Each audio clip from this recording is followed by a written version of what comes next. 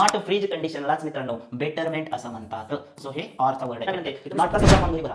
गर्दीच्या ठिकाणी जाऊ नका, ज्या ठिकाणी खूप गडबड आहे, रश आहे, खूप सारे विद्यार्थी लाईन लावले त्या ठिकाणी चुका जास्त होत आहेत. चुकून माझ्या फॉर्म मध्ये डी.वाय. पाटील अकुर्डी टाकण्याच्या ऐवजी डी.वाय. पाटील अजिंक्य झालं. आणि सीट रिझर्वेशन फीस एकदाच भरायची, ती 1000 भरायची, 2-3000चा जो नियम आहे तो नाही. आता तुम्हाला 1000 एकदाच भरायची. 11 नंबरच्या पेपरची फीस ही 10 नंबरच्या पेपरसाठी लावली जाते. तुम्ही नमस्कार मित्रांनो, फायनली काल तुम्हाला कॅप राऊंड 1 ची अलॉटमेंट मिळालेली आहे. म्हणजे बऱ्याच विद्यार्थ्यांना कॅप राऊंड 1 साठी कॉलेजेस मिळालेले आहेत. आणि असे काही विद्यार्थी मित्र आहेत की ज्यांना कालच्या अलॉटमेंटमध्ये कुठलंही कॉलेज अलॉट झालेलं नाही, म्हणजे मिळालेलं नाही. सो या 2 दिवसात मी बघतोय की खूप साऱ्या कमेंट आपल्या या चॅनलवरती येत आहेत. बऱ्याच पालकांच्या विद्यार्थ्यांच्या अडचणी ते विचारत आहेत. कोणाचं जे कॉलेज आहे ते मनासारखं मिळालेलं नाही, काही विद्यार्थ्यांना जी ब्रँच पाहिजे होती ती मिळालेली नाही, काही विद्यार्थ्यांना कॉलेजच मिळालेलं नाही आणि काही विद्यार्थ्यांना त्यांच्या मनासारखं कॉलेज मिळालेलं आहे. पण नेमकं आता यापुढे काय करायचं, म्हणजेच पुढची स्टेप काय आहे कॅप राऊंड 1च्या अलॉटमेंट नंतरची, व्हॉट नेक्स्ट. आणि ह्या व्हॉट नेक्स्टसाठीच आपण भेटतोय या व्हिडिओमध्ये. चला तर मग डिटेल्ड इन्फॉर्मेशन आणि तुमच्या प्रत्येक विद्यार्थ्याच्या प्रत्येक कमेंटला उत्तर देण्याचा प्रयत्न माझा या व्हिडिओमधून असणार आहे. तरीसुद्धा तुमच्या ज्या काही शंका असतील, तुम्हाला जे काही डाऊट्स असतील ते कमेंटमध्ये नक्की विचारा. आणि सगळ्यात महत्त्वाची गोष्ट, तुमच्या इतरही विद्यार्थी मित्रांच्या ह्याच अडचणी असल्यामुळे त्यांच्यापर्यंतसुद्धा हा व्हिडिओ जरूर पोहोचवा. कारण बरेच विद्यार्थी कन्फ्युजनमध्ये आहेत. काल अलॉटमेंट झाल्यानंतर अक्षरशः मला काही विद्यार्थ्यांचे रडतानाचे फोन आले की सर मला जे कॉलेज पाहिजे होतं ते नाही मिळालं, चुकून माझा ऑप्शन फॉर्ममध्ये डी.वाय. पाटील अकुर्डी टाकण्याच्या ऐवजी डी.वाय. पाटील अजिंक्य झालं आणि तेच कॉलेज त्या विद्यार्थ्याला अलॉट झालेले. तर ह्या ज्या चुका आहेत तुमच्या मित्रांनो, खरंच ह्या तुम्हाला महागात पण पडलेल्या आहेत. पण आता त्याला काही करता येत नाही, जे झालं आहे ते झालं आहे. इथून पुढं आपल्याला कुठल्या स्टेप्स घेता येतील अजूनही वेळ गेलेली नाही आहे. हा व्हिडिओ संपूर्ण बघा, तुमच्या लक्षात येईल की अजूनही मॅच सुरूच आहे. चला बघूया. सो कॅप 1ची अलॉटमेंट काल रविवारी तुम्हाला झालेली आहे.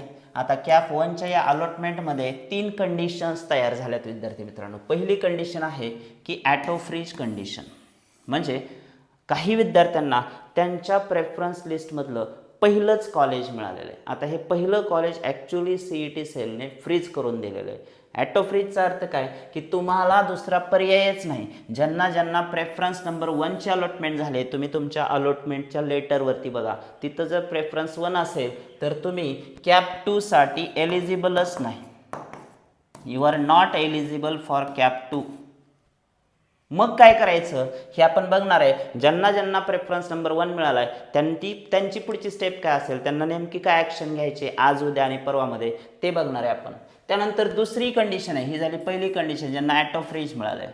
दुसरी एक कंडिशन आहे की असे काही विद्यार्थी आहेत ज्यांना अदर प्रेफरन्सेस मिळालेले आहेत. म्हणजेच 2 पासून पुढं जे काही 300 कॉलेजेस तुम्ही भरलेले असतील, 150-200, त्याच्यातला कुठलाही प्रेफरन्स नंबर 35 मिळाला आहे किंवा 40 मिळाला आहे किंवा तुम्हाला 70 मिळाला आहे किंवा तुम्हाला 110 नंबरचा प्रेफरन्स मिळाला, जे काही अदर प्रेफरन्सेस तुम्हाला मिळालेले आहेत, ह्या कॅटेगरीमधल्या विद्यार्थ्यांसाठी सुद्धा मी लगेचच बोलणार आहे की ह्यांच्या पुढच्या स्टेप्स काय असणार आहेत. आणि तिसरी एक कॅटेगरी आहे स्टुडंट्सची ज्याच्यामध्ये त्यांना कुठलंही कॉलेज मिळालेलं नाही. तर ह्या विद्यार्थ्यांना तर डायरेक्ट तुम्हाला कॅप 2ला जावं लागणार आहे. तुमच्याकडे दुसरा कुठला ऑप्शन नाही आहे. मग बघूया आपण 1 बाय 1 या तिन्ही केसेसमध्ये नेमके आपल्याला काय ॲक्शन घ्यायचे, व्हॉट नेक्स्ट. पहा, ह्या 3 कंडिशन्स मी तुमच्यासमोर मांडलेले आहेत विद्यार्थी मित्रांनो. सगळ्यात पहिली आणि महत्त्वाची कंडिशन तुम्ही बघू शकता की ज्या विद्यार्थ्यांचं ॲटो फ्रीज झालेलं आहे, ॲटो फ्रीज झालेल्या विद्यार्थ्यांसाठी पहिली स्टेप असणार आहे, तुम्हाला तुमच्या लॉग इन ID वरती जायचं आहे, CET सेलच्या वेबसाईटवरती जायचं आहे आणि त्या ठिकाणी सेल्फ व्हेरिफिकेशन ही तुमची पहिली स्टेप आहे जी पूर्ण करायची. सर काय असतं सेल्फ व्हेरिफिकेशन? जसे डॉक्युमेंट्स तुम्ही त्या ठिकाणी स्क्रुटनी सेंटरवर व्हेरीफाय करून घेतले होते, त्याच पद्धतीने आता CET सेलने जे तुमचं नाव दिलेलं आहे, तुमचा आधार कार्ड नंबर दिलेला आहे, तुमचे सगळे डिटेल्स दिलेले आहेत, तुमचा 10वीचा स्कोअर आहे, 12वीचा स्कोअर आहे, CETचा स्कोअर आहे, हे सगळे जे डिटेल्स आहेत, तुमचे कॅटेगरी डिटेल्स आहेत, हे सगळे करेक्ट आहेत का इनकरेक्ट आहेत, CET सेल तुम्हाला पुन्हा एकदा विचारते. तिथं तुम्हाला 2 प्रकारचे बॉक्सेस आहेत. हा पहिला बॉक्स झाला, हा दुसरा बॉक्स झाला. चौकोनी असतील, गोल असतील. तुम्हाला जर समजा तुमचे डॉक्युमेंट्स सगळे करेक्ट आहेत, तुमचे डिटेल्स करेक्ट आहेत, तर तुम्हाला करेक्टवरती क्लिक करायचं. आणि जर एखादी इन्फॉर्मेशन तुमचं आईचं नाव चुकलंय किंवा वडिलांचं नाव चुकलंय किंवा स्कोअरच्या संदर्भात काही डाऊट्स आहेत, इतर कुठले कॅटेगरी डिटेल्स चुकलेले आहेत, तर तुम्ही इनकरेक्टवर टिक करायचं आहे. सो करेक्ट असेल तर करेक्ट, इनकरेक्ट असेल तर इनकरेक्ट. याला आपण म्हणतो सेल्फ व्हेरिफिकेशन. म्हणजे तुमचे जे डिटेल्स CET सेलकडे आहेत, जे पुढं कॅरी फॉरवर्ड केले जाणार आहेत, ते खरे आहेत किंवा करेक्ट आहेत किंवा इनकरेक्ट आहेत, ह्याचं तुम्ही स्वतः व्हेरिफिकेशन CET सेलला द्यायचं आहे. ती आहे स्टेप नंबर 1. ही स्टेप नंबर 1 तुम्हाला लॉग इन ID वरती करायचे. आणि मी एक सांगतो विद्यार्थी मित्रांनो, याच्यासाठी कुणावरही डिपेंड राहू नका. माझी तुम्हाला सगळ्यांना विनंती आहे की तुम्ही स्वतः सगळा फॉर्म घरी भरा. गर्दीच्या ठिकाणी जाऊ नका. ज्या ठिकाणी खूप गडबड आहे, रश आहे, खूप सारे विद्यार्थी लाईनला उभे आहेत, त्या ठिकाणी चुका जास्त होत आहेत. आता हे जे मगाशी मी उदाहरण सांगितलं की DY पाटील अकोर्डीच्या जागी DY पाटील अजिंक्य अगोदर पडलं प्रेफरन्समध्ये, आणि आता तो विद्यार्थी म्हणतोय की सर मला काय करता येईल, तर ह्या चुका ज्या आहेत त्या तुमच्या गडबडीमुळे होत आहेत. मी म्हणत नाही कुठलेही कॉलेजेस त्या कट ऑफनुसार आहेत, परंतु तुम्हाला कॉलेजेस भरताना व्यवस्थित काळजीपूर्वक भरायचे होते. त्याबद्दल तर मी सेपरेट व्हिडिओमध्ये बोलणारच आहे की आता बेटरमेंट 2ला किंवा कॅप 2ला आपण काय करणार आहेत, कशा पद्धतीने कॉलेजची प्रेफरन्स ऑर्डर ठेवायची. आता सध्या आपण बघतोय की ह्या स्टेप्स काय आहेत. सेल्फ व्हेरिफिकेशन झाल्यानंतर 2 आहे सीट ॲक्सेप्टन्स फीस. स्टेप 2 मध्ये तुम्हाला काय करायचं आहे की जे कॉलेज ॲटो फ्रीज झाले, जे कॉलेज तुमच्या नावावर आलं आहे, त्या कॉलेजसाठी तुम्हाला 1000 रुपये फीस तुमच्याच लॉग इन ID मध्ये भरायची आहे. तिथंच तुम्हाला ऑप्शन येणार आहे पेमेंट कसं करणार आहेत, तुम्ही ऑनलाईन करणार आहेत, क्रेडिट कार्ड करणार आहेत, तिथूनच तुम्हाला हे पेमेंट पूर्ण करायचं आहे 1000 रुपये. आणि एकदा हे पेमेंट पूर्ण झालं की ते तुमचं सीट ॲक्सेप्टन्स लेटर डाउनलोड करायचं आहे. तुमचे सगळे डॉक्युमेंट्स, त्याचे 5 झेरॉक्स सेट आणि 5 फोटो हे सगळं सोबत घ्यायचं आहे. तुमच्या सीट ॲक्सेप्टन्स लेटरवरतीच कोऑर्डिनेटरचा नंबर असतो.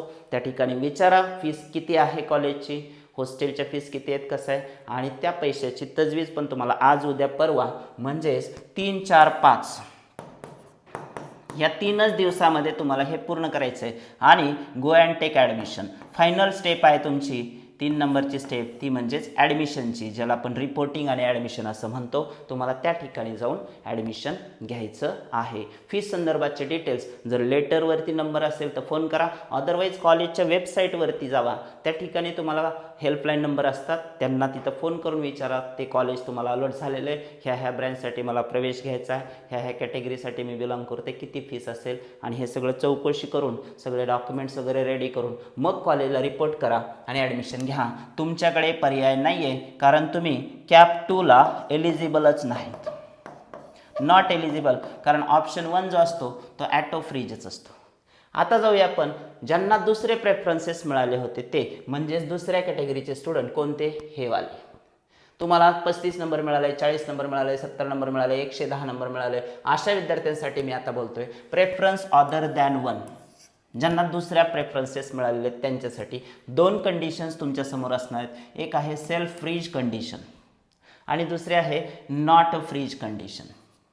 नॉट फ्रीज कंडिशनलाच मित्रांनो बेटरमेंट असं म्हणतात. सो हे ऑरचा वर्ड आहे थोडक्यात.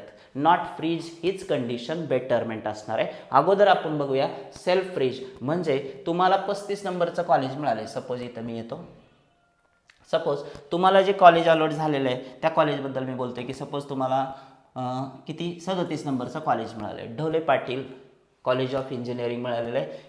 हे यावर्षीचे म्हणजे गेल्या वर्षीचे कट ऑफ आहेत कम्प्युटर सायन्सचे 85.88. हे कॉलेज तुम्हाला अलॉट झालेलं आहे.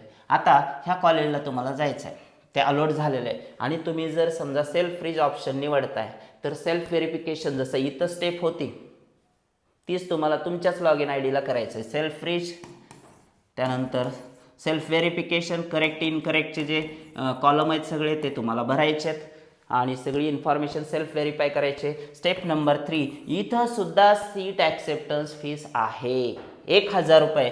इथं सुद्धा सीट ॲक्सेप्टन्स फीस आहे, कारण तुम्हाला त्या कॉलेजला जाऊन ॲडमिशन घ्यायचं आहे. तुम्हाला जे प्रेफरन्स मिळाला आहे, सपोज तुम्हाला वाटतंय की आता हे कॉलेज मिळालं आहे, मला आवडतं कॉलेज होतं, मला या कॉलेजला जायचं आहे आणि माझं ॲडमिशन कन्फर्म करायचं आहे, मला पाहिजे ती ब्रँच मिळालेली आहे, माझ्या घराच्या जवळ कॉलेज आहे किंवा जे काही असेल पुण्यामध्ये कॉलेज आहे, मला जे पाहिजे तेच हे कॉलेज आहे सपोज 37 नंबरचं, तर तुम्ही जायचं आहे लॉग इन ID ला, सेल्फ व्हेरिफिकेशन करायचं आहे, त्यानंतर त्याची सीट ॲक्सेप्टन्स फीस भरायची आणि शेवटची स्टेप आज उद्या परवामध्ये तुम्हाला काय करायचं आहे की रिपोर्टिंग करायचं कॉलेजला जाऊन. त्या ठिकाणी त्या कॉलेजची जी काही तुमची फीस असेल ती फीस तिथं भरायची आहे आणि रीतसर प्रवेश घ्यायचा आहे. जर तुम्हाला मिळालेलं कॉलेज तुमचं ड्रीम कॉलेज आहे, आवडीचं कॉलेज आहे, आवडीची ब्रँच आहे, तर तुम्ही हा डिसिजन घेणार आहात. पण ज्या विद्यार्थ्यांना मनासारखं कॉलेज मिळालं नाही किंवा त्यांना वाटते यापेक्षा चांगलं कॉलेज अजून मिळू शकतं, यापेक्षा चांगली ब्रँच मला मिळू शकते, त्या विद्यार्थ्यांसाठी इथे एक ऑप्शन आहे, तो म्हणजे नॉट फ्रीज किंवा ज्याला आपण म्हणतो बेटरमेंट.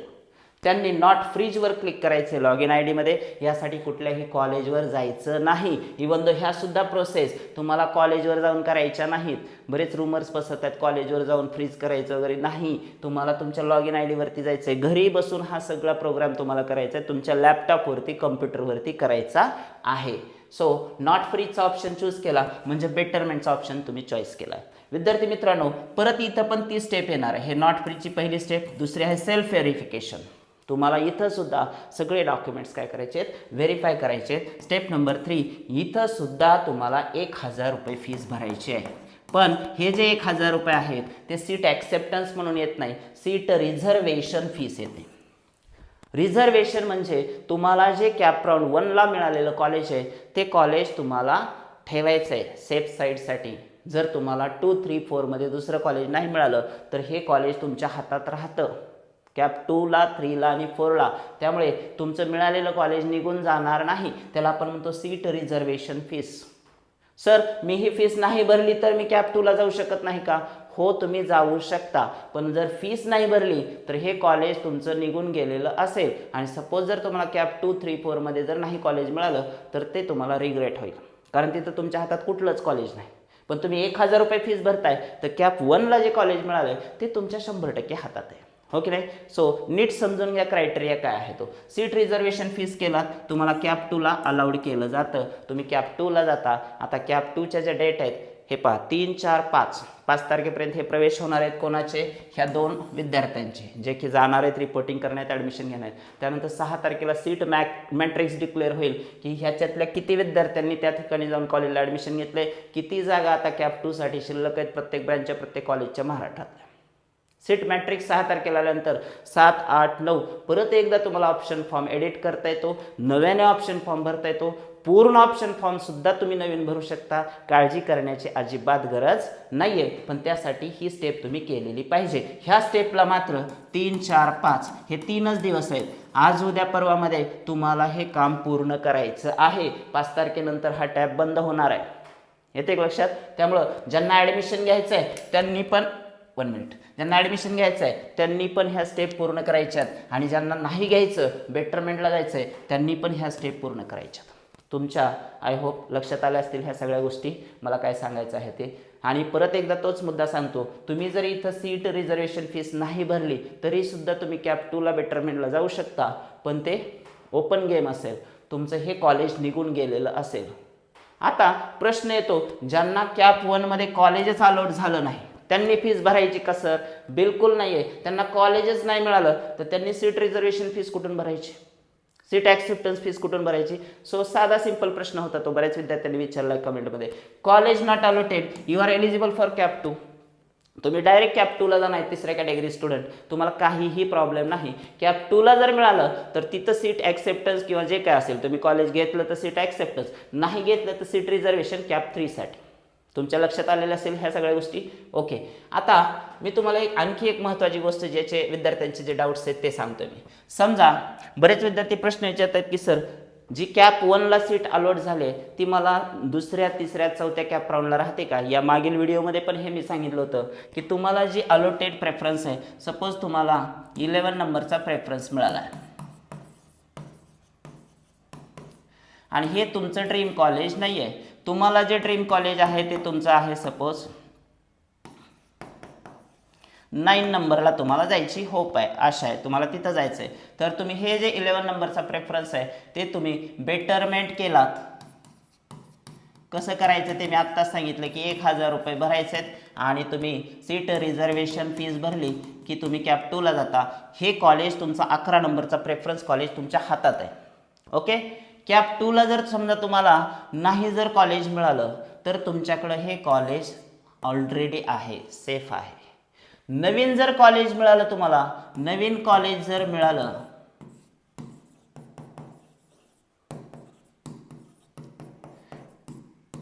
कॅप 2 मध्ये जर नवीन कॉलेज मिळालं तर हे कॉलेज कॅन्सल होतं आणि हे जे नवीन कॉलेज आहे समजा तुमचं 10 नंबरचं कॉलेज मिळालं प्रेफरन्स नंबर 10 तर हे कॉलेज तुमच्या हातात राहतं. कळलं? आता तुम्हाला 9 नंबर पाहिजे परंतु तुम्हाला 10 नंबर मिळणार. 11च्या नंतर जर तीच तुम्ही लिस्ट ठेवलेली असेल तर 10 नंबरचं कॉलेज मिळालं. हे तुमचं फायनल कॉलेज असेल. इथून तुम्ही परत आता इथं 1000 रुपये भरायची गरज नाही. परत तुम्ही कॅप 3ला जाऊ शकता. इथं 1000 रुपये भरायची गरज नाही. डायरेक्ट पुढे जायचं. हेच 1000 रुपये तुमचे ह्या कॉलेजला लावतात. म्हणजे हे कॉलेज तुमचं 11 नंबरचं होतं. सीट रिझर्वेशन फीस एकदाच भरायची आणि ती 1000च भरायची. 2-3 हजारचा जो नियम आहे तो नाही आहे आता. तुम्हाला 1000 रुपये एकदाच भरायची. 11 नंबरच्या प्रेफरन्सचीच फीस ही 10 नंबरच्या प्रेफरन्ससाठी लावली जाते. तुम्ही कॅप 3ला जाऊ शकता. कॅप 3ला जर तुम्हाला नवीन कॉलेज नाही मिळालं, न्यू कॉलेज नाही मिळालं तर तुमचं हे कॉलेज चालू राहतं. म्हणजे कॅप 2ला मिळालेलं कॉलेज कॅप 3ला तुमच्या हातात राहतं. कळायलंय? तुम्ही परत पुन्हा फर्दर जर बेटरमेंट करत असाल तर कॅप 4ला जाताना जर समजा तुम्हाला न्यू कॉलेज परत नाही मिळालं तर तुमच्याकडे हेच 10 नंबरचं कॉलेज जे की कॅप 2ला मिळालं नवीन ते तुमच्या हातात राहतं. काही प्रॉब्लेम नाही. पण तुमच्या हातात हे कॉलेज नाही राहत. म्हणजे प्रत्येक वेळी जर नवीन कॉलेज मिळालं तेच कॉलेज पुढच्या कॅप राऊंडसाठी तुमच्याकडे अवेलेबल असतं. सो निर्णय घेताना काळजीपूर्वक विचारपूर्वक निर्णय घ्या मित्रांनो. कारण तुमची एक जी ऑर्डर असते प्रेफरन्स ऑर्डर ती तुम्हाला चांगलं पण कॉलेज देऊ शकते आणि तुम्हाला खराब पण कॉलेज देऊ शकते. त्यामुळं ऑप्शन फॉर्म भरताना तुम्हाला खूप काळजीपूर्वक फॉर्म भरायचा आहे. सगळ्यात महत्त्वाचं लक्षात घ्या. आता ऑप्शन फॉर्म भरताना कसा भरायचा, नेमकं काय तुम्हाला नवीन त्या ठिकाणी गोष्टी वापरायच्यात. बरेच विद्यार्थी मला कमेंटमध्ये विचारत आहेत की सर माझा 67.70 हे आहे पर्सेंटाईल, मला 70 पर्सेंटाईलवाला कॉलेज मिळेल का पुढचं? हो मित्रांनो, चान्सेस तर कॅप 2-3 मध्ये असणार आहेत नो डाऊट. परंतु तुम्हाला जर कॉलेज तेच पाहिजे तर मी एक सल्ला देईन, तुम्ही ब्रँच कॉम्प्रोमाइज करा. तुम्ही जर आत्ता CSITसाठी ऑप्शन फॉर्म भरला असेल तर तुम्ही बेटरमेंट करताना ऑप्शन फॉर्म लिस्ट एडिट करताना मी सेपरेट व्हिडिओ पण याच्यावर बनवणार आहे. तुम्ही काय करायचं आहे की मेकॅनिकल सिव्हिलच्या ब्रँचेस टाका, तुम्हाला चांगले कॉलेजेस मिळतील.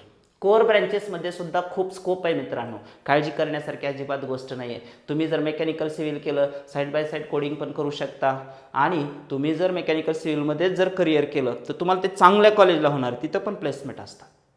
त्यामुळे चांगलं कॉलेजेस पाहिजे असेल तर ब्रँच कॉम्प्रोमाइज करा. हा सल्ला मी तुम्हाला बेटरमेंटसाठी देईन. भेटूया बेटरमेंटसाठीच्या एका सेपरेट व्हिडिओमध्ये हाऊ टू एडिट द लिस्टमध्ये. आणि जर व्हिडिओला अजून लाईक शेअर सबस्क्राईब केलं नसेल तर जरूर करा. त्यानंतर हाईप करायला अजिबात विसरू नका. कारण तुम्ही जेवढा हा व्हिडिओ हाईप करचाल तेवढा तुमच्या इतर मित्रमैत्रिणीपर्यंत पण हा व्हिडिओ पोहोचणार आहे. कारण बरेच विद्यार्थी कन्फ्युज्ड आहेत, स्टेप्सच माहीत नाहीत, ते अक्षरशः गांगरून गेलेले आहेत. त्यामुळं त्यांना ह्या सगळ्या गोष्टीची माहिती तुमच्यामुळं होणार आहे. भेटूया एका नवीन व्हिडिओमध्ये एका नवीन माहितीसह. धन्यवाद.